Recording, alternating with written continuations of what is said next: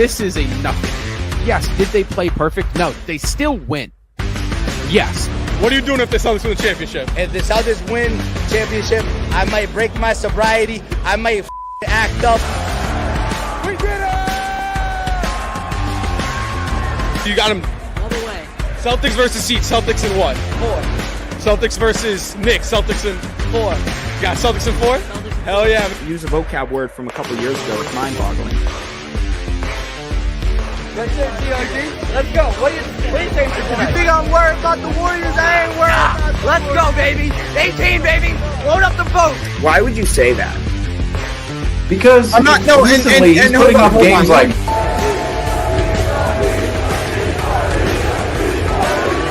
above our head for the players. literally right now. But I think when Marcus, especially Marcus, when he got traded, I think that was a wake-up call. You think right now, Rob, it's still New York? I do. And when I think of the Celtics dynasty, honestly, one of the first names that comes to my mind is actually Brad Stevens.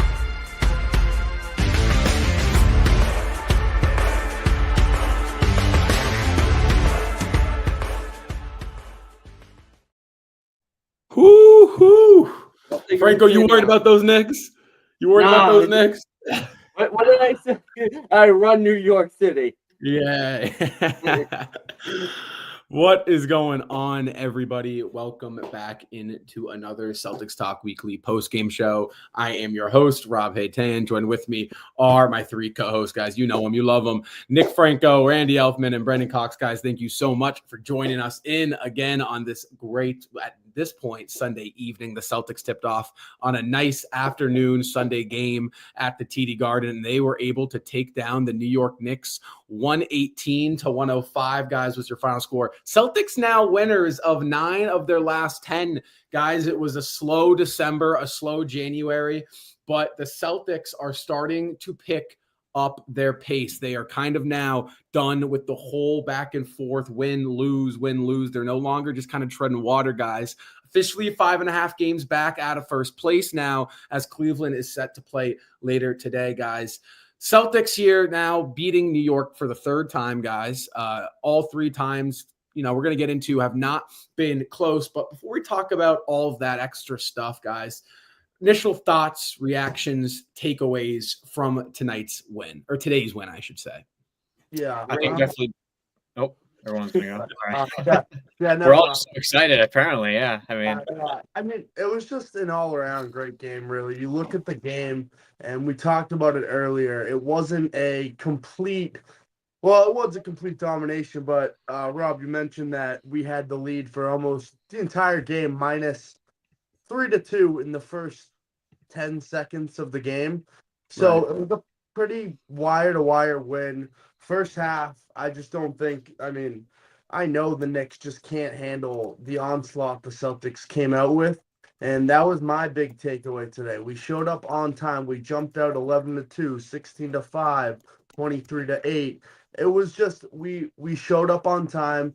We went the whole first half, we got a little rocky there in that third quarter, but what stood out to me today is this is no longer the 2021 Boston Celtics where something goes wrong in the third quarter, you blow a 24-point lead, it gets cut all the way down to 8 points, and then the whole game is just completely gone and you just blow it. No, this team is different. The veteran leadership stepped up. We're still up by 8 points, and guess what? We keep playing the right way. We kept making the right shots. We weren't shot chucking. We were still driving the ball, and it all started on defense. That's what I think really stood out to me in this win. Not that we won, but how we won. The Doris Burke and they were talking about how the Celtics really and Joe Mazzulla challenged them after that third quarter. What are you gonna do when it's getting tough? What are you gonna? Sorry about that. What are you gonna do when the lead gets cut down to 6 points? And it's looking pretty bad. And I think tonight the Celtics really stepped up to the challenge. And in that fourth quarter, I wasn't worried really much in the third quarter, but we blew a pretty pretty good lead from 24 points. And when you cut it down to 8, but like I said, it was just the veterans stepping up and just continuing to drive the ball, get the ball downhill, get KP down low, and not just hucking up horrible 3-pointers from three feet behind the arc. That's a prayer. Let's hope this, let's hope the run gets ended by this. It was playing the right way and doing the little things, attention to detail, that I really think won us this game today. Yeah, no, I definitely think today, obviously a first game back at the Garden since the All-Star break. Statement win obviously on our end for sure. I mean, I don't really see the Knicks right now this year and I'll just being a threat to our team at least. I mean, we've got their number 3 out of the past 4 matchups we've faced them this year. So no cons in this game, I feel like, for us. I just feel like it was just, we had that one little kind of blowing the lead at that point. We were up like by 27 and we cut down to like 9 or 8 in like the end of the third quarter. But all around, it definitely came on the defensive side. Even when we had that little run that Andrew Shamet was going on, we still were able to kind of get him, keep him rolling down. So it definitely was a big win for this one. This was one of the most like last year's season that the Celtics really made that for being a top contending team, and this was probably the best showcase we've seen from the Celtics. I've repeated myself saying that, but it's just a testament to this team improving and getting better as the season goes forward, which you have to do as the defending champion. You need to be able to improve your team, be able to face the challenges that are put forth in front of the other teams. It's just a good win for the Celtics. See Jason Tatum, Jaylen Brown really responding well after the All-Star break and carrying on from their great win in Philly a few nights ago. The team's been building a lot more, and it kind of shows that the East isn't really looking too strong as it was in the beginning of the season, and it's kind of upsetting that teams haven't been able to put it together, and this is the point of the season where you need to put it together, and this is the time that the Celtics did. They stepped up after their slump in December and January. Once they got a few wins under their belt, it all started rolling for them, and I'm very happy that they were able to get this started before the All-Star break with a few wins and heading into the All-Star break, carrying over that momentum, beating Philly, and then being able to compete New York, who a lot of people consider the Eastern Conference favorites alongside the Cleveland Cavaliers to dethrone them. But until we see some dramatic stretches from either Cleveland and New York, if Cleveland can get back their consistency and win radius that they had at the beginning of the season and recover from the slip up they had, they might be able to make a series interesting with the Boston Celtics.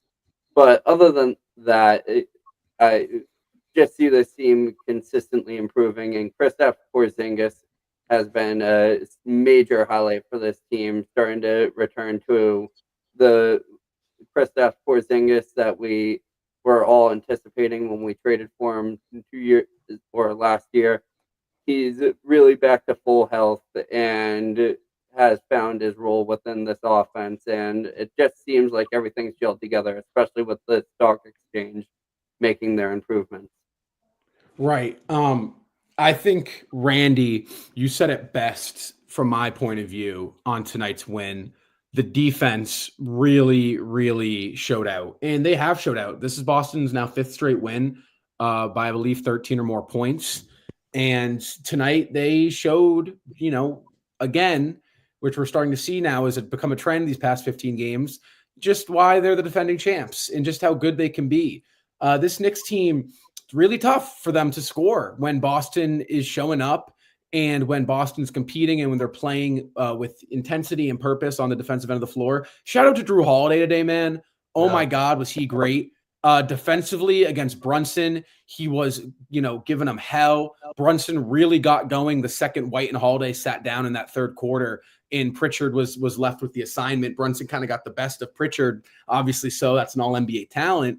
But, from a Celtics side of things, guys, I think this was, again, a much needed win. At home, this is a Knicks team that you would assume came out. They're going to be a little bit upset, a little bit hungry coming off of a poor performance against Cleveland. And now you got this whole narrative surrounding New York of they can't beat the good teams and this and that. So, I think this is a win that won on, obviously Celtics now winners of 5 straight. It was at home. You needed a good win at home. You haven't had a lot of those this year. And, it's a great place to start. In terms of my eyes now, I can kind of officially say, okay, Boston's up, Boston's ready, right? You can tell their intensity is there. I think I'm finally fully on that page, and in expectation wise, I think this team is gearing up and getting ready for that playoff push, guys. Now, you guys mentioned it in your initial thoughts and reactions, but let's take a look at tonight's lead tracker, guys. We were just 44 seconds, I believe, shy of 21 seconds. Shout out Justin Turpin.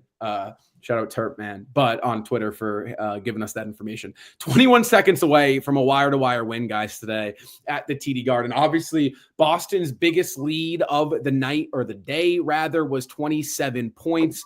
The Knicks, however, you saw, guys, in that third quarter, they closed that margin to as small as 6 points. Boston, however, kind of led by Jaylen Brown and Derek White in that fourth quarter, able to extend that lead back up and eventually use the Celtics to finish off the deal, guys. Now, we have been seeing more and more of these all green waves. And specifically, I want to talk to you guys about the waves of green coming in the first quarter. This is a quarter that the Celtics have struggled with for a majority of the season, coming out slow, playing from behind, and really digging themselves a hole. What's changed in these past couple of games as to what Boston's doing in those first couple minutes of the game? Well, to me, honestly, it's like you mentioned. It's coming out hot and it's coming out determined, right?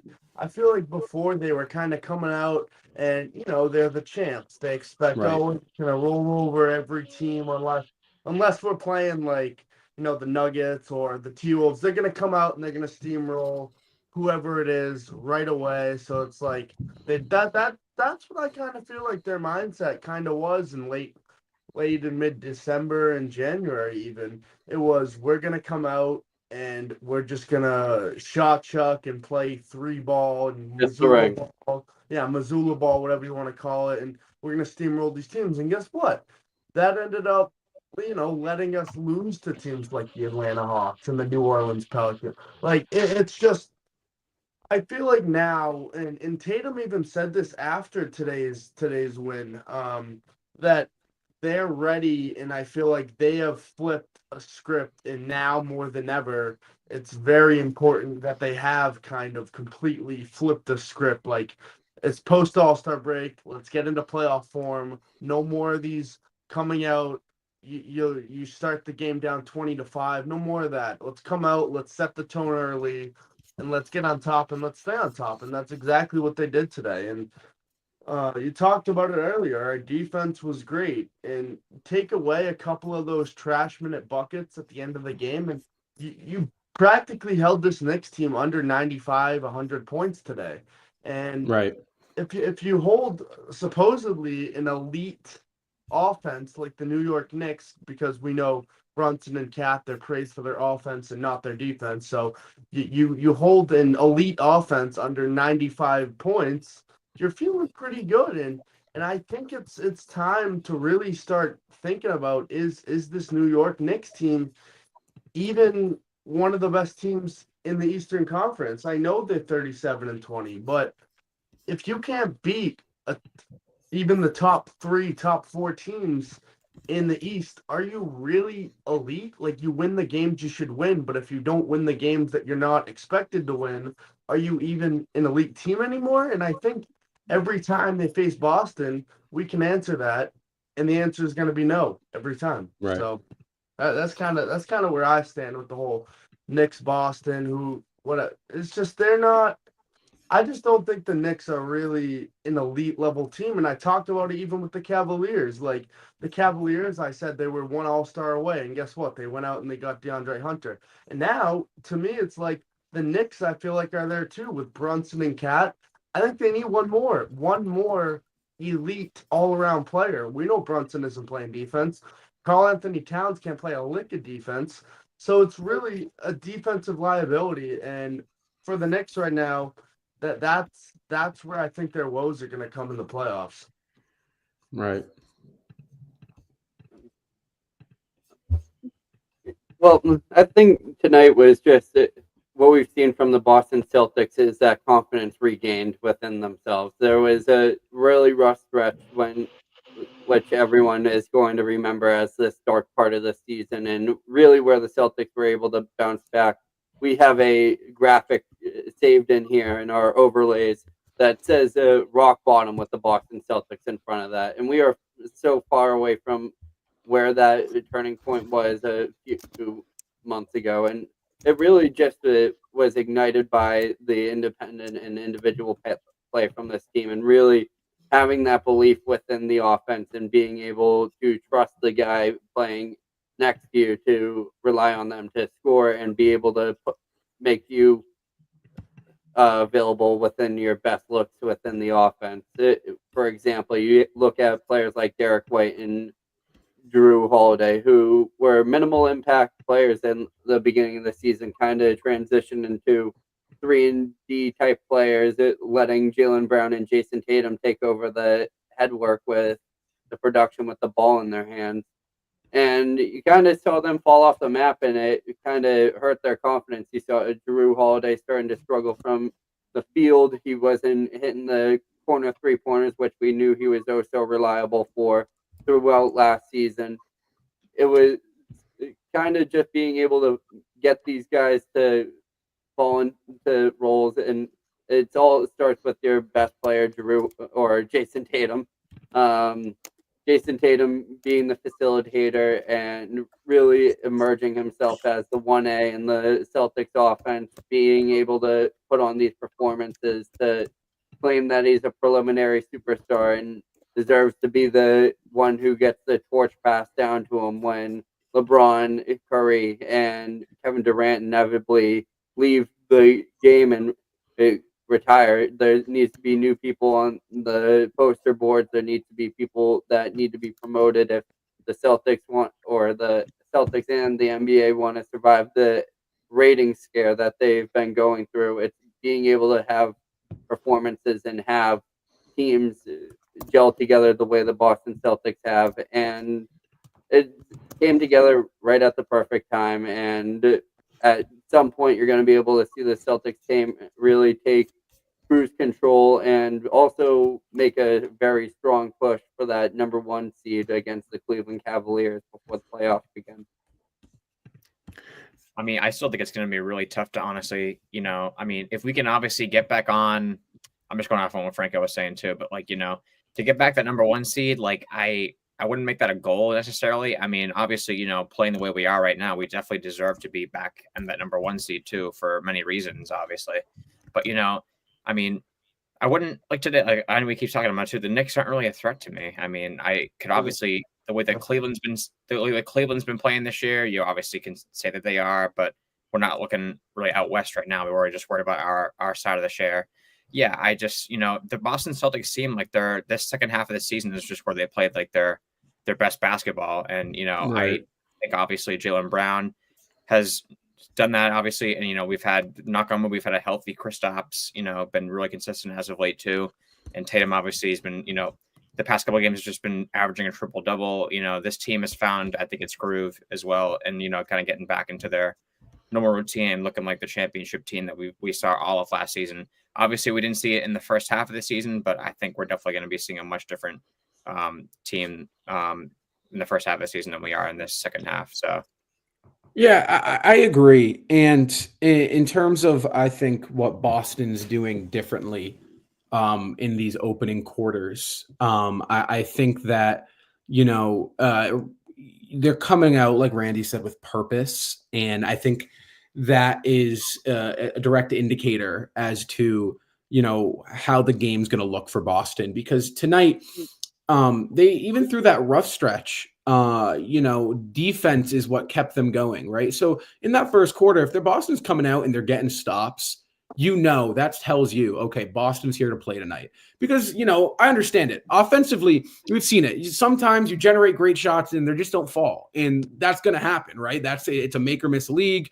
You have off nights. You're going to see plenty more off nights in this regular season. You're going to see a couple off nights, I guarantee you, in the playoffs, right? Offensively, it makes sense to have an off night. Defensively, there's no excuse. Defense is something that you can, I understand guys can make tough shots, but it's going to be really difficult for a team to make tough shots all game, put up make a high percentage of them at a high volume and beat the Celtics team when they're playing defense. So I think, there's a telltale sign within the first 8 minutes of the game from a defensive standpoint as to how Boston's playing and what it's going to mean. I think tonight you saw that, they offensively, New York just could not get it going. And they didn't get it going until later on in that third quarter where Brunson and Towns kind of took the initiative and got it going. Guys, I want to talk about Jason Tatum here before we get into the player spotlight, who obviously you see above our head. But Tatum has had his way with New York this year. And you want some exact numbers? Well, I can deliver those exact numbers to you. Shout out again. I'm going to say it, Justin Turpin on X. This season, I know, right? Yeah, if you haven't watched it, we did record a podcast with him last week. Great watch, little self promo there. But this season, Jason Tatum in the 3 games against New York, he is averaging 34 points, 7.3 assists, 6.6 rebounds, shooting 54.7 from the floor and 51.4 from behind the arc, guys. Those are some absurdly high numbers for Jason Tatum. Now, when you look at the Knicks, right, and obviously, guys, Franco, Franco and Randy and Brandon, honestly, everybody here has kind of already mentioned how they don't really see New York as a threat to Boston. But when you guys look at New York as a whole, defensively, what is it about what they do that allows Jason Tatum to do what he's doing? Because these averages in 3 games, as efficient as he's scoring the basketball, what's going on with how Jason Tatum's dissecting their defense? For me, it's simple. I talk about it all the time. What New York lacks is even having Karl Anthony Towns. When we played the high pick and roll game with Jason Tatum, it's unguardable, and it's even more unguardable against a team that lacks a defensive big in the New York Knicks. Karl Anthony Towns can't play defense. When we set the high pick and roll, Karl Anthony Towns, you can see him. He's backpedaling. Nobody's at the 3-point line. He either comes off, he takes a 3-point jumper that's wide open. We actually saw that happen right out of a timeout today, where Celtics started going down and then they drew up a play right away. High pick and roll, Tatum wide open 3, splash, and starts a little run. And it's things like that to me that I don't think the Knicks can even compete in the playoffs. To me, the Knicks will either be a first or second round exit, and it's gonna be because the defense. It's great that you went out and got one of the best offensive big men in the league in Karl Anthony Towns, but you lose the versatility of a guy like Dante DiVincenzo, who I don't want to say he's just as good as Cat offensively, because he's not, but he gives you defense, he gives you versatility, he gives you off-ball movement. Karl Anthony Towns is basically a traffic cone in the paint when we're playing defense, and come playoff time, that's not going to cut it for the New York Knicks, who they're probably sitting there thinking, oh, we're 37-20, we're top of the East. This is going to be nice. We're going to have a nice little run at the Eastern Conference, maybe make the finals, but and maybe even coming from a biased Celtics fan right now, but you can't win defense wins championships. There's really no debating that. And when your only big man really is Karl Anthony Towns right now, and he can't provide you a lick of defense, how are you, I just don't understand, how are you gonna win championships? And to me, it's like I keep mentioning it, the high pick and roll. If you can't guard that, how are you gonna face any other team? Because most teams in this league, or at least that are gonna make the playoffs, have a superstar on their team. I wouldn't say have a Jason Tatum, but have a superstar that they can do similar things. And whether the rate of efficiency is going to be as well and as good as Tatum and the Celtics, that's up in the air. But they're going to have a superstar be able to do the same thing. Like Trae Young comes off a high pick and roll, and look, boom, wide open three because Karl Anthony Towns is the traffic cone. It's just no matter Celtics, Hawks, Bucks, any Dame Lillard, anyone. It's going to be the exact same thing, and it's going to haunt the Knicks throughout the entire playoffs. And even if Cat comes up and he does jam the screener, what's Tatum doing? One dribble, you buy and dunk, or someone has to come out, challenge him in the paint. Defense is scrambling, wide open three, and someone's going to be wide open to hit it because the Celtics are an elite 3-point shooting team. But I don't really see the whole hype over the Knicks. They have no defense. Their big man can't move on defense. Their guard and Jalen Brunson also same thing.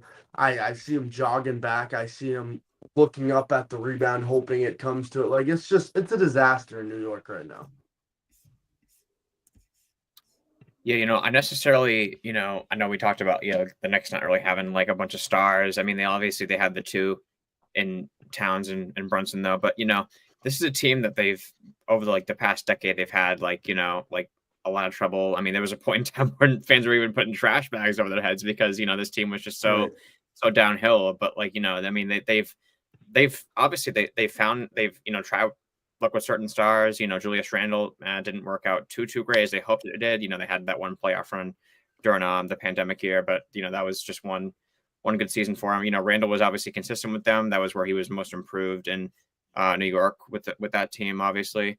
But I mean, the Knicks they're still just trying to find a way to somehow come close to beating those top teams in the East. They've obviously got like the offensive talent, but yeah, you don't see it really much in the defense too. I think one of the reasons they haven't been good with it is because they're missing their backup, Mitchell Robinson, who's been out the whole season. So they were talking about him even on the pregame show on ESPN, saying that he's going to be coming back for a return soon. So Boston's got. I mean, do we have any more contests with them this year? I believe this is it.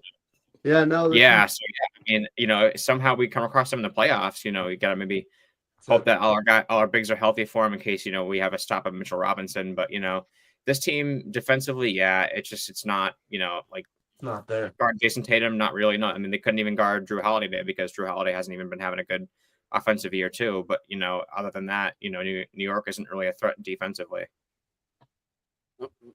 We have one more matchup in April, but okay. That'll be a good precursor and tune-up game for the playoffs, and probably one of the last competitions before heading into the playoffs, because I think the final two games are against Charlotte. So those games are probably you'll be seeing the main Celtics arriving to those games. The Knicks on paper are technically and supposedly supposed to be the team that match up the best against the Boston Celtics at this point. Adding OG Anunoby and Mikal Bridges to the roster, they're kind of relying on those two to independently match up with Jaylen Brown and Jason Tatum, which on an independent and a collaborative approach, neither of those matchups bode well for the New York Knicks. They're kind of piecing it together and really tried to do what the Celtics did last offseason and bringing in Jrue Holiday, Kristaps Porzingis around your key player Jalen Brunson to allow him to shine. But their approaches on defense and the way their roster is aligned is really a head-scratching thing, especially coming from Tibbs. He's ran his starting lineup into the dirt, as Tibbs is very infamous for in the NBA, and you can kind of see the effects on that, especially at Game 57, which is almost embarrassing that your team is starting to show fatigue and starting to fall off and lose their consistency at this point of the season. This is when teams should be looking their strongest, and the New York Knicks just really are reliant on the hustle of Josh Hart on the defensive end, and everyone else just kind of stands in place. But the addition of Mitchell Robinson is going to be a huge benefit for this team. Maybe they might move Cat to the 4 and allow Mitchell Robinson to really handle playing down low. But when the they're playing the Celtics, they don't tilt the floor towards Tatum. They allow Tatum to have isolation matchups. That's why you saw throughout the first half of today's game, Tatum just cutting into the defense like it was warm butter. It was just a very illogical approach, thinking that your team can go man for man with the Boston Celtics. There needs to be a collaborative effort to really slow down the Celtics team and halt them. So I'm going to say this before I say my statement. I haven't watched a whole lot of New York Knicks basketball this year. I've seen a little bit of it. I tuned into the Cleveland game. I've tuned into every game we've played, tuned into a couple more. What made New York so special the past couple years since the Jalen Brunson emergence and really since the Tibbs era was how much grit they played with. They were a tough team to match up against. They would dog you out. They would just tough it out for 48 minutes. It was grit and grind basketball. I don't see that anymore.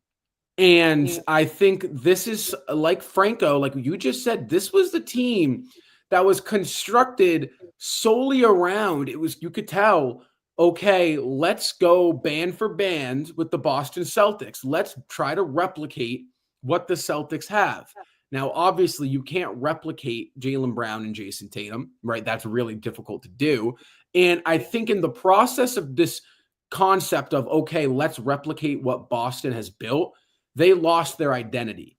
And I think it was very apparent. I was sitting there at the game today thinking to myself, this is not the same Knicks team. And I just don't think that this is a Knicks team that matchup-wise can withstand a Boston, barrage come playoff time. With that being said, I think this Knicks team can match up against every other team in the Eastern Conference, and they can give them hell in 7 games. But in terms of a matchup versus Boston, they haven't shown me anything as to believe, okay, this is going to be a series, right? They haven't shown me anything for me to believe they can even win a game yet. And I think that's worrisome for Knicks fans right now because it's looking like you're going to be that 3 seed, potential 2 seed, right? 3 games back from 2 in Boston. But this is a matchup that is, if you get out of the first round, it's very likely to see this Boston Celtics team with Brendan. I kind of agree with you. I don't think Boston gets that 1 seed. I don't think they really are going to, they might make a push for in the next 15 games. I don't think they're going to be able to make up the difference. However, from a Knicks standpoint, guys, when you look at the matchup, how they're struggling against Jason Tatum, it's clear as day. 1, Randy, you alluded to it, right? That high pick and roll, Jason Tatum is eating Karl Anthony Towns for breakfast, lunch, and dinner. I mean, he does not stand a chance against Tatum when Tatum is operating in space. I mean, it is unfair to put Karl Anthony Towns in that position. And then number 2, to beat this Boston team, you got to be tough, man. You got to be physical. Look at the Miami Heat. They did it off of just grit and grind basketball. They're going to play handsy. They're going to maybe take a couple of cheap shots. Offensively, they're going to execute. And whatever happens, happens. Boston, when they get uncomfortable, they get a little bit rattled, right? And the Knicks, they had that in years prior. And it showed up at times in matchups against Boston. I haven't seen it this year out of New York. And I think when you look at a matchup against Boston in the recipe to beat this team, there's not a lot of wiggle room, right? And they went offensive, like you guys said. They brought in Cat, but I'm very surprised they went defensive with their wings. They have Josh Hart. They have Mikal Bridges. They have OG Anunoby. And I haven't seen defensively that impact that those guys were supposed to impose against Jaylen Brown and Jason Tatum. So very, very confusing out of New York in terms of matchup wise with Boston. I thought this was going to be a team that could have given Boston some real trouble in a matchup in 7 games. Haven't seen that yet, guys. But let's dive in to our SeatGeek player spotlight, guys. Tonight, I'm happy. I'm happy this man is on our screen again, guys. Derek White. Now, before we talk about Derek White, guys, the playoffs are just around the corner. In the Boston Celtics, yeah, they're 9-1 in their last 10 games, and they are an absolute wagon once again, guys. And there is no better time to go catch a Celtics game right now, whether you were in Boston or the Celtics are traveling to you guys. The SeatGeek has you covered for all live events, guys. At checkout, use code Celtics Weekly for $20 off your first purchase. The link will be in the top description down below. Guys, again, huge shout out to SeatGeek for the promotion. Guys, let's talk about Derek White, because I texted you guys in the group chat. There is something about Derek White fourth quarter threes that just hit. When he's knocking down those threes, when it's a 7-point game to extend the lead back up to 10, it's just something different about that, guys. He had his way tonight against the Knicks. 19 points, 9 rebounds, 7 assists, teetered around a triple-double. What did it for me, guys? 2 things. One is defensive impact. And number 2, look at that efficiency. 7 of 10 shooting from the floor, 5 of 6 from behind the arc. Guys, Derek White, I apologize. That is not ending, guys. Don't go anywhere. Derek White is a player who was in a slump through January and December, and he is slowly but surely starting to turn a corner. And we are now seeing Derek White be right back to that 16-point per game score that we were accustomed to seeing through the first 25 games, guys. Derek White, it's safe to say he's back. Now, you look at D. White. We've talked about his confidence shifting. We've talked about the offensive side of the ball. Guys, tonight, I want to talk about his defensive impacts just a little bit more, because what he was able to do against Brunson and those bigger guards was truly impressive, guys. What did we like? You could don't be afraid to touch into that offense, but from a defensive standpoint, what was D. White doing that was so attractive to you guys tonight? No, I mean, to me, really, I just love this guy. I just love Derek White so much. I love D. White, man. Everybody's he's your favorite player's favorite player. What stands out to me, not even like we mentioned on the offensive side, but on the defensive side of things tonight, only 1 steal, and I don't think he had a block, did he? But he just has the ability to just get his hands on everything. Every ball that gets thrown, even if he doesn't get the steal, he just has that natural ability. He just grabs everything. And I think really that's where he thrives the most on defense. He gets up there, he blocks shots with the best of them.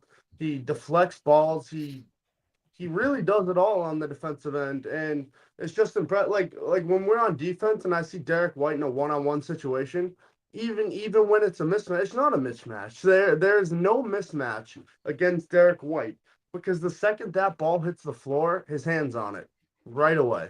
And switching gears a little bit, but still on defense, his help defense tonight, really. When he was double teaming with Tatum, and not even just White in general, just the Celtics as a collective tonight, they were double teaming at the perfect times. They were trapping, triple teaming, getting pressure up at the front court, forcing turnovers after turnovers. I don't know exactly how many blocks they had. KP was hustling back on defense on fast breaks, chase down blocks, looking like LeBron James out there. Derek White was a huge contributor tonight. And then he had 19 points. 19 points, 9 rebounds, 7 assists. And once again, it's not even the points that stands out to me. It's not even the shooting that stands out to me. Right. It's the assists. It's his ability to make the right play every time. And I feel like we're all just broken record players at this point. We talk about everyone on this team, Tatum, Brown, White, Holiday, Porzingis, Horford, just making the right play. But tonight, really, that's why he got the player spotlight. He commanded the offense like a point guard, and he was just making the right play. And he had only 7 assists, but he had so many more hockey assists. His spacing was tremendous tonight. His off-ball movement was tremendous tonight. And then obviously on the defensive side of the things, he was just everywhere. So I love seeing Derek White really come into his own, because we did mention him. We were touching about how he was struggling in December and January, and we didn't know what was going on. And now a confident Derek White is the best version of Derek White. And I think that is what we are seeing right now. Yeah, and for sure. Definitely. And we elaborated too on, he's just grabbing everything too. His rebounding game has especially been It stuck out to me a lot. Yeah, I mean, I'm sure you guys agreed to the last game, especially he had like 8 or 9, I think, too, and tonight he had another 9 rebounds. So that definitely comes a lot too, because we have a lot of guys that are trying to scrap everything else, but he's just stellar with that as of late too. But him as a whole too. I mean, his confidence is coming back, but I'm not even just going to talk about him. I'm going to just say, yeah, especially him too. But we need all our guys' confidence is back. This is the best time to do it too.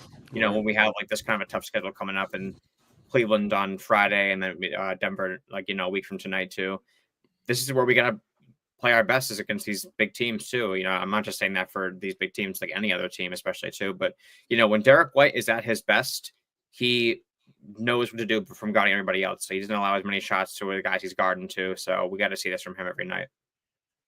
He's one of the most loose leaf players on the Celtics rotation, and what I mean by that is his responsibility and role on the court is the most fluid.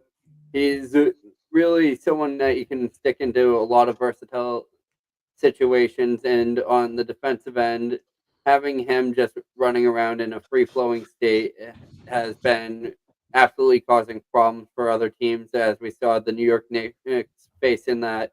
And he really is the person who takes the most advantage of the other players on the court success, as we've seen the numbers on the defensive end with rebounding. That is all accredited to being able to force poor shot selection, being able to box out so the ball ends up making it to the second level, and having Derek White be in a position where he can box out and not have to worry about a ball being kicked out to the corner and him losing his responsibility of his man. It's been just very easy for him to find his spots on the offensive end, because he's been able to go from corner to corner, has no real expectations of where he needs to be, because he can really do it all for the Boston Celtics. You can have him cutting to the paint, being able to get those open looks.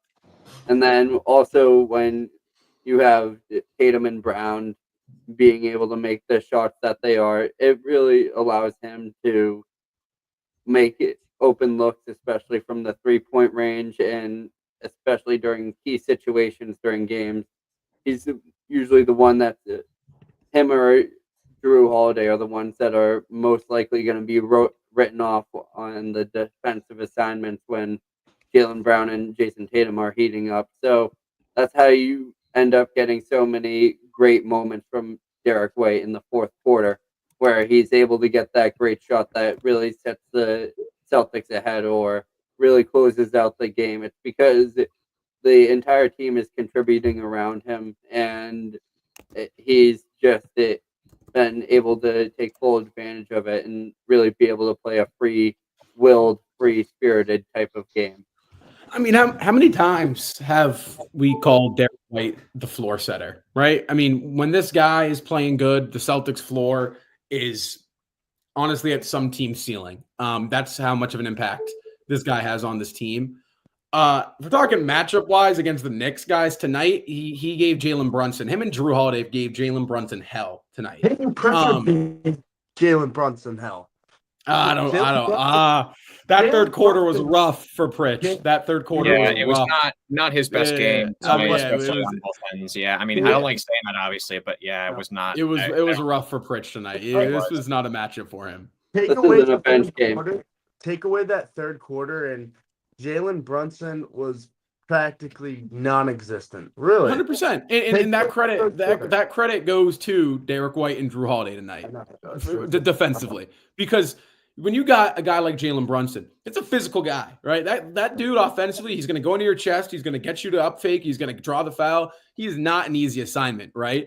Brunson had 14, I think, in the third quarter. So I believe so, 12 or 14. Yeah, you take that away, he's got 8-10 points. I mean, okay. But like when you look at like how if you're Brunson and you're offensively, who do you switch at? You go at White, you go at Holiday. I mean, it's such a hard, That's a hard assignment. You can't double team, because I keep talking about this. The high pick and roll, if they just keep going to that, you cannot double team that, because you throw two guys at there at the pick and roll to not allow the 3 or or a drive, and all of a sudden now it's a 4-on-2 or a 3-on-1. So you throw two at the screen, that eliminates two because Tatum's going by in a 1-on-1. Since someone else has to close, and then the defense is in scramble mode, pass, somebody's going to be open or an easy drive. So it's practically impossible to guard the Celtics team when they even not even just high pick and rolls, just pick and rolls in general. Right. No, but I'm looking at White in terms of what he did to them defensively for New York. Right. That's my thing tonight with White. Yes, I mean offensively he was great. 5 of 6 from behind the arc, 7 of 10 efficient. Right, almost triple double. Love that. I mean we've been harping on that though with D White for so long. It kind of felt like the missing piece for White has since he's gotten his offense back. It's like, okay, where's that defense? Where's that all defensive team guy? We know, right? He's in there. Where's he at? Let's see him. And tonight we saw him, and it's so difficult. It's so difficult for opposing guards when you're going up against Boston. And so I just watched a video to shout out to King of the Fourth Quarter, Kenny. He's put on an amazing video about talking about modern NBA and the discourse behind it. And, there are a lot of ball screens, right? Randy, you just talked about it. What makes the Celtics so good? You got to guard that high ball screen, right? And when you're going up against the Boston Celtics and you're looking for switches and you're trying to find that mismatch, and you got to either pick Derek White, Drew Holiday, or Jaylen Brown in terms of who's guarding the guard. That is tough, man. And I don't wish that upon my worst enemy to have to go through that for 48 minutes, because tonight, guys, D White, he showed that. And his running mate, Drew Holiday, guys, this is a good sign. This is a guy that we talked about. Brendan, I know you were on the postgame show. I don't know if Randy and Franco, I can't remember if you guys were. But something we talked about was, is this precautionary with this injury, this shoulder injury, or is this something serious? And I feel like the group consensus was kind of like, let's just wait and see what happens post All-Star break. Here we are. It's looking like it was precautionary, and they're kind of like, okay, Drew, let's give you a little bit extra longer break. He looks very good, guys. And that's kind of where I'm going with this. And my question, when you look at Drew, he looks more energized. He looks more fresh. He looks like, he's got that second gear again. Just how big is that for the Celtics? Because we talked about White. We talked about Porzingis. We have not talked about Drew Holiday a lot this year. I mean, that's huge because we know what Drew can give us on the defensive side of the wall. There's 2-3 guys on the starting five that could be all defensive. When you look at D. White, Drew Holiday, I talked about Jaylen Brown. I don't know what you guys think about his defense, but I think JB is an all-defensive caliber player. But back to Drew Holiday. Yeah, we know what he gives us on the defensive end, right? Just like I said with D. White, there's really no mismatch when it comes to Drew Holiday. He just gets his hand on every ball, and you put the ball on the floor, it's no longer a possession for your team anymore because Holiday got a strip or something. And we know that. But if Holiday can get back to what he did last year, the entire year that he was here, if he can even give us 3/4 that, 8 to 10 points a game, maybe give us 2 or 3 assists a game, we will take that. If we have our stars dropping 25 and we have D. White giving us 10 to 15 and we got KP giving us 15 to 20 a night, if Drew can just be that defensive presence on the court and then give us, even 8 to 10 a night, give or take whatever you want. If he can just do that, I feel like that is just a huge bonus for this already elite Celtics offense, really. Oh, go ahead. Yeah. No, you go ahead. Sorry. My computer glitched. I couldn't talk. Yeah, you're good. Sure.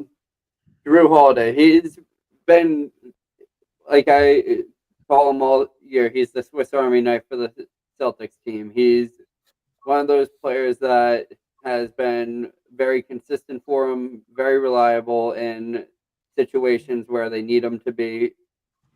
When we get towards the playoffs, that's when he's the most reliable, one of the more reliable players in the NBA. You can rely on him to make the smart plays that will put the team in the best position to win.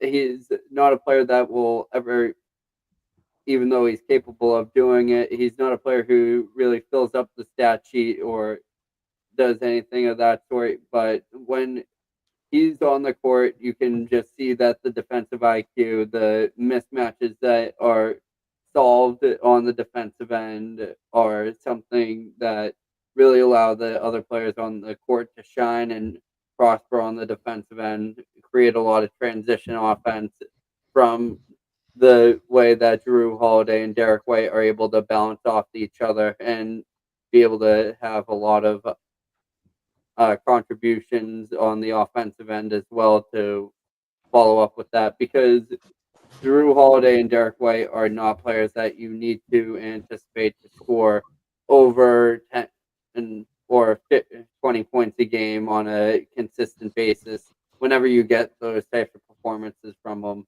it's very valuable for this team, and one of the reasons why the Celtics are the dominant team that they are today, and one of the more feared teams in the NBA, is because of the level of experience and IQ and value that Drew Holiday brings to this type of team. It's gonna set the Celtics apart, and you see that when you look at teams like Cleveland, New York, Indiana is another team. Drew Holiday just brings something on the defensive end that they don't really find out of their guards and wings, which is a defensive mentality, and also just being able to take the back seat and create off of the looks that are given to them. And I'm just hoping that we can keep him healthy. Him, Kristaps, and Al Horford. Right. We know their key contributions come when playoffs come around. So I wouldn't be surprised if we start to see those guys a little bit regulated and eased off the gas a little bit when we're getting closer to the playoff time, especially against weaker competitions, weaker matchups. But whenever you are facing a top 3 team in your conference, when you are competing for a number 1 seed or to keep your seeding, that's a game that you have to play with playoff intensity. Drew Holiday has the most unique role in the entire NBA, I feel like, because, defensively, and this is my thing with Drew, right? His job on this team is to be the defensive anchor, right? In my opinion, Jaylen Brown's kind of like one of the most important pieces defensively. I agree with you, Randy. I think on-ball defense, like Jaylen Brown is as good as they come. I think he lacks some off-ball IQ. I think he kind of has some lapses at times. Yeah, but what he can do on ball is special. Oh yeah, Jinx, like it's special. Like literally, like he's so good. He's so good at pressuring. He's got that so good. What Drew's ability to literally control defensively what type of traffic goes on throughout the lane, playing backside out, it is really remarkable. And I'm going to say this. We hadn't seen that with Drew this year. Yes, his numbers scoring-wise have been down. That doesn't matter for Drew Holiday. Whatever Drew Holiday can give us offensively is a cherry on top, right? Is frosting on the cake. It is literally it is sprinkles on my goddamn ice cream, because literally him scoring isn't make or break. It helps. It's always a plus. It's hardly ever a negative. However, we haven't seen the defensive anchor Drew Holiday. We hadn't seen that. We've seen that now in back-to-back games post All-Star break. I get it, Philly, struggling team. But tonight against New York, that's a good sign. He looks like he's got that second gear back, guys. And to me, that's important. That's the important part. You need Drew Holiday to be the anchor on defense. You need to, because if he's not, your defense can really fall apart quick. Well, like you said, whatever he gives us on offense is a bonus. I say 8 to 10, but like you said, he gives us 5 to 10. That's fine. Right. That's fine. And then defensively, like you mentioned, it's not even off ball. He's a great it's not even on ball. He's a great on ball defender, but off ball, you see him tracking. He never gets backdoor cuts, right? You talked about how Jaylen's a great on ball defender, but sometimes he'll lose his guy, backdoor cuts, layups, whatever. And really with Drew Holiday, you don't see that very much. You tell him, or you see Drew kind of telling JB or telling Derek White, you're over there, get over there, like watch backside, help on, I have ball. He's always communicating. And I think communication is one of the biggest skills a defender can have in this league. And as good as Drew is and as quick as he is, his communication that goes. I feel like that kind of goes under the radar too. Like his quickness, not just physically but mentally. He's just so sharp. He knows where everyone should be. He knows where he should be, and he expresses it. And that's another reason why I think this Celtics defense is so elite, because of his communication. I would say he's the leader of the defense, right? I mean, he's the Marcus Smart Right. of this defense, right? I'd say. Right. And That's I'd say like that's nothing against Brown, right? No. Because I think Brown's like the dog, like he's the energy guy, right? But on both sides, Brown gets these guys up and playing, which is unmatched. But no, I agree. Drew Holiday, he is that anchor. He is that Marcus Smart. And honestly, I hate to say it, he does it at a much higher level. When we made that trade, when no pun intended. When we had Marcus, I was always like, Marcus, man, he's the best on-ball defender. He's the best guard defender. I guess I didn't watch enough Drew Holiday. Because I mean, gosh, is he big? He was big for us in the postseason last year. I guess he's gonna be big for the postseason for us this year, guys. But before we close off the show, I do feel like it's necessary to kind of just look ahead of the upcoming schedule for the Boston Celtics here. The Celtics, guys, they have a unique schedule coming up, kind of a much needed schedule, in my opinion, guys. This is a team now 18-10 at home, team that's struggled at home this season. Dropped some big games to some weaker opponents. Now they have a great opportunity to kind of get back on track at home, guys. They obviously head onto the road to play Toronto and Detroit, but then from there, they are at home for a 7-game homestand going for 14 days, guys, 2 weeks. So you look at this opportunity, guys, for Boston. Just how big could that be for the Celtics to get back on track at home? Yeah, look, I'm not going to sugarcoat it here. When I'm looking at the schedule right now, we have 25 games left, and there's about 3 or 4 games I see that could be losses. That's about it. You look at the rest of the schedule, right? You get the Pistons, Raptors, the Cavs, and Nuggets. That could be tough.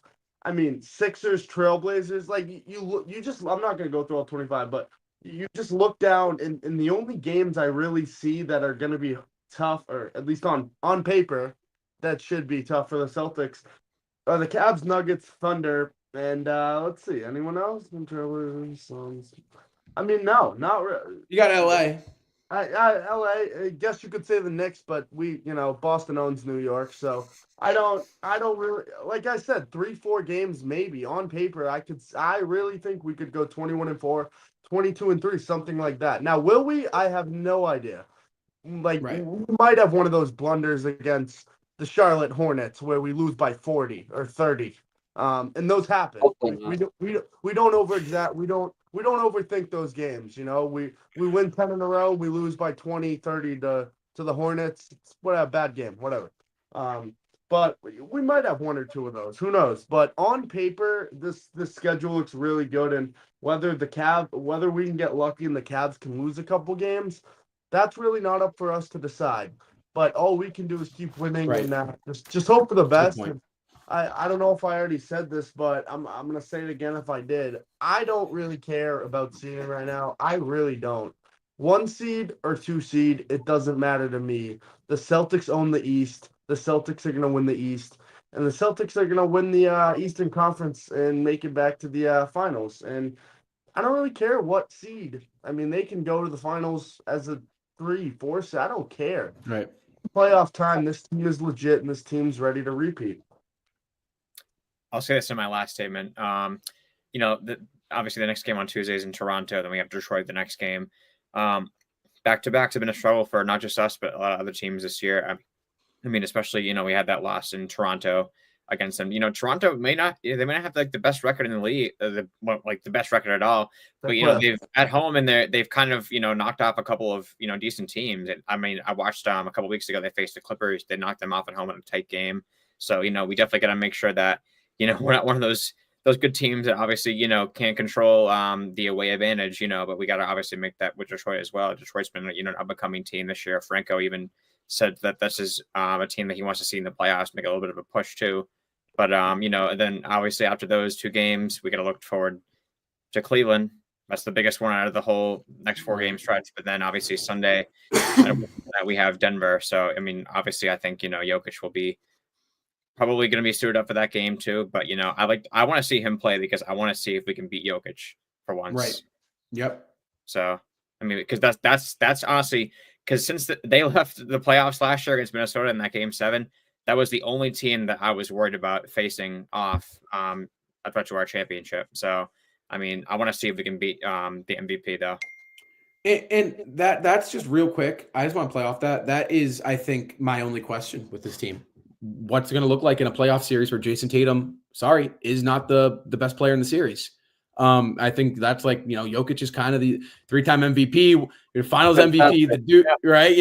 That's solidified. That's top dog right now in the NBA. That is the best complete player. Repeat. I don't want to throw it out there now, but I mean, it's.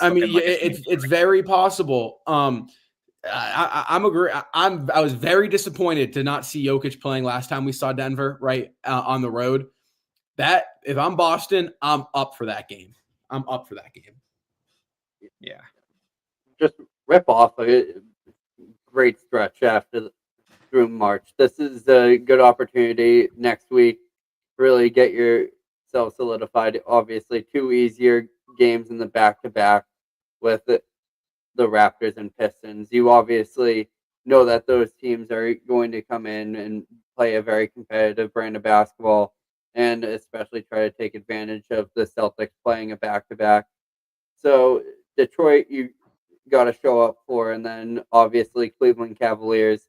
That game could mean something going forward with the playoff stretch coming up, and I'm kind of against what you guys think. I'm big about the seeding. I think going into playoffs for the Boston Celtics should be the imperative number 1 goal, because it's hard for the Celtics to have a lot of goals going into throughout the regular season, knowing what the playoffs mean to the Boston Celtics. Obviously, their main goal and main priority should be to be the back-to-back champions and be able to go forward. But you need to set these minor footprints and kind of have these milestones that the Celtics can accomplish, and set these goals so the team can achieve more and go further. Because I said this in the post game before we went on to All-Star break, is the only thing that's beating the Celtics right now, especially in this Eastern Conference, is themselves. The Celtics just need to be able to gain that consistency, keep their head down, get through the final 80, get through to game 82, and finish off strong, just with the strong standings. And if you can go in with after climbing and competing with the Cleveland Cavaliers after being in the rearview mirror for the entire season, and finally eke over that in the final 10 games, that's a huge statement for the Celtics, and really puts them in that position to know and feel as if they're the number 1 team. And honestly, with matchups during playoffs, it's always good to have that run, because we saw how beneficial that was for the Celtics last year, being that number 1 seed, getting those matchups against a weak Miami Heat, then going on to the Pacers or Cleveland, and then going on to the Pacers, which everyone claimed was a Mickey Mouse run, but want to know what? That was earned by the Boston Celtics. They get to that run's a run. season. I don't care. The Celtics are in that number 1 seed. If the Celtics were in the 2 or 3 seed last year, they would have had to face off with probably New York, or they would have had some harder matchups, and it would have been much more challenging and difficult. It might have been the same result, but it would have been. It could have been the same result, but you obviously don't see the same amount of competition as you do when you're the number 1 seed and you're playing against the team that had to compete in the play-in. Right. I agree. And right now, the Celtics, they have a unique opportunity to play some really good teams at home. That is a very good spot to be in. Listen, this is a team that had struggled for a significant stretch of the season. and you were 41-16, just 5.5 games back out of first place. Randy, I love your take on that. Just, you can't control what Cleveland does, right? No. Just keep winning basketball games. At the end of the day, just keep winning basketball games. Do the best you can to control what you can control. And this stretch at home, I think, is big. If I'm Boston, I want to see a 10-game win streak, a 13-game win streak. I want to see that because I think that tells me, okay, right, just rip off, rip off a bit, and yeah, right, and go 82-0. Screw it. I know you can't, but just do it anyway. So I do want to see. I want to see you. You beat the good teams, Cleveland, Denver. Show up for those games, right? That's a good test. That's a good measuring point to see just how ready you are for this playoff push. And handle the bad teams. Handle the bad team. Get it over by the start of the fourth quarter, so you can rest guys like Kristaps Porzingis, Drew Holiday, and Al Horford. Who those extra 10 minutes, extra 8 minutes. Is the decision, right? Is a deciding factor whether or not they're going to be playing in the first round of the NBA playoffs. It is so crucial this year with the conference getting a little bit more competitive, in the West getting a little bit better, right? And the playing fields maybe leveling out just a little bit more, that you are healthy. Yes, winning games is important. With this Celtics team in particular, though, health is the number one priority right now. And you need to keep these guys healthy. Knock on wood. Kristaps, he's been healthy. Drew, he's looking to turn the corner. Al, we've been managing Al's minutes beautifully. So really lean on the Pritchards, on the Cornets, on the Neemias Quetas, on the Torrey Craig's and Sam Hausers. Right, exactly. Lean on those guys. Get them going. Give them reps against those bad teams. Right, get the bench in. Handle business. Don't play with your food anymore. Those days are over. The playoffs are gearing up. I want to see this out of this team. I think we will see that out of this team. So again, right, exciting time. I was at the Garden today, and it was great. It was beautiful in Boston. Great weather. 1 p.m. start. The energy in the air is starting to pick up. It's you can tell it's the second half of the year, and you can get that vibe that Boston is also putting that energy out there. So some good things tonight, guys. Again, the Celtics, they absolutely smoked out the New York Knicks yet again. 118-105 was your final from the TD Garden today. Guys, the Celtics are back in action this Tuesday against the Toronto Raptors on the road. The tip-off is at 7 o'clock Eastern time. After the final buzzer sounds over there in Toronto, come right back here to the Celtics Talk Weekly YouTube channel for Celtics Talk Weekly post-game show. Guys, I'm Rob, Randy, Nick, Franco, Brendan, from all of us, guys, as always, until next time, guys, cue the music. It was a good win. And go Celtics.